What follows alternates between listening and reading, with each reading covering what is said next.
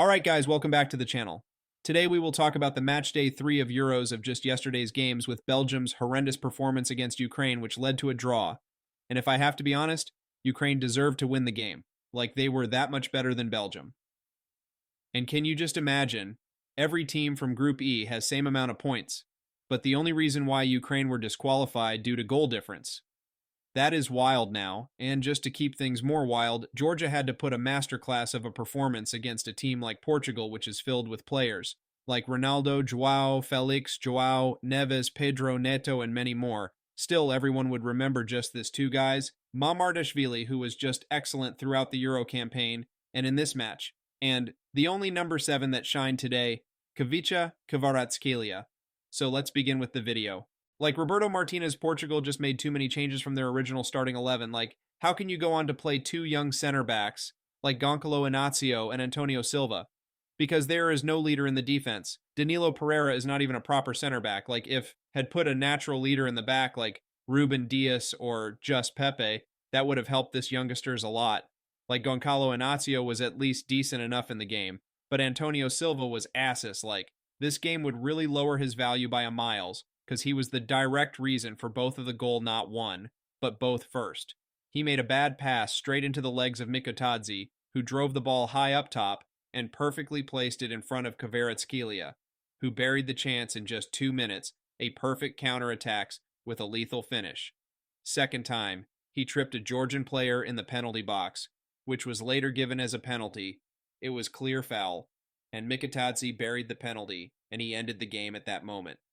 Like, the player Portugal really missed in this game would be Vitinha. I mean, there was clear lack of control and composure in TGE midfield than Vitinha provides.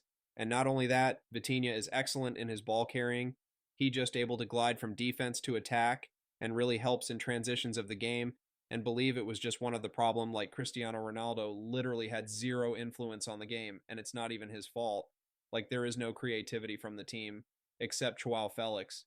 And you can't expect a single player to do that much. Can you now? Like, there were no crosses in the box, and even if they provided the cross was just too deep for most of the time. And why the hell would you later on sub out Cristiano Ronaldo and bring Goncalo Ramos? Like, Cristiano was at least doing something in terms of his leadership and commanding the game from up top, and the chances that Goncalo Ramos got, if Cristiano Ronaldo had those chances, he would have surely buried them. The only guys who played like they want to win the game from Portugal would Joao Felix, who just amazing, operating as number 10, creating chances and thriving in that chaos.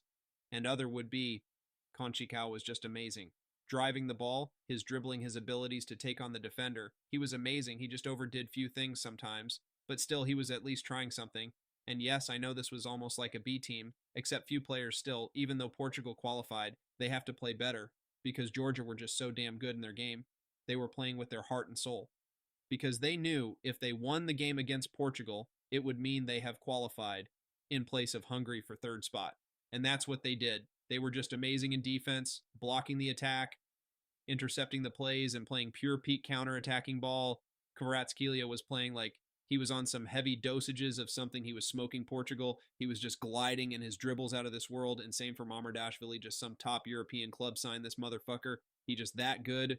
Now let's talk a bit about Belgium against Ukraine. I mean, Belgium has player like Kevin De Bruyne, Lukaku, Jeremy Doku, Leandro Trossard, Amadou Onana. And so, but man, how the hell do you play so bad? Like, the only thing common between Ukraine and Belgium was their strikers being shit ass. Like, Dobik was at least trying to do something by it, bruh. Just someone teach Lukaku how to play. He just too bad. I mean, Kevin De Bruyne was doing everything possible, but there was just none in attack. Like Doku and Trossard on wide and Lukaku on center, that's all there is. No one making third man runs or midfielders occupying zone 14. Doku being too one-dimensional. I mean, with all his dribbles and skills still, he is not able to produce any end product. Amadou Onana was brilliant in winning the ball and interception of the plays. He was creating that disruptiveness in minefields, but that all there is no end product to this whole team. At this point, KDB is carrying them on his shoulders from time after. Someone has to step up, or that's it for Belgium, because if Ukraine had being Klinsel, they would win the game because they were that good on counters. So that's it for today, guys. Make sure to like and subscribe to the channel. That would help a lot. and thank you for watching the video.